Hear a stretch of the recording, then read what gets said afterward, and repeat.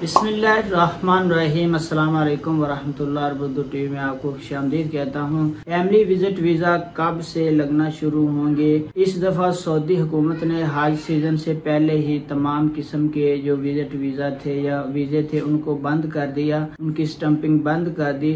इस वीडियो में हम बात करेंगे फैमिली वीज़ा, उम्रा वीज़ा और विजिट वीज़ा कब से लगना शुरू हो जाएंगे, कब से इन पे आप अप्लाई कर सकते हैं, इनकी स्टम्पिंग शुरू हो जाएगी। पहले नंबर पे जो डेट आई थी वो 10 जून थी कि 10 जून को जो सबमिशन है शुरू हो जाएगी, लेकिन नहीं हुई। नई डेट आ गई 16 जून, 16 जून को भी नहीं हुई। फिर नई डेट दी 20 जून 2025 को भी सबमिशन शुरू हो जाएगी। 20 जून 2025 को भी स्टार्ट नहीं हुई।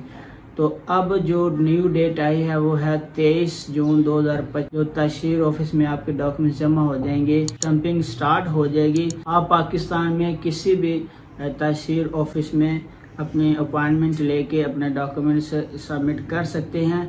इस तरह की इन्फॉर्मेटिव वीडियो देखने के लिए आप हमारे चैनल को सब्सक्राइब कर सकते हैं। अपना बहुत सारा ख्याल रखिएगा। अस्सलाम वालेकुम वरहमतुल्लाह।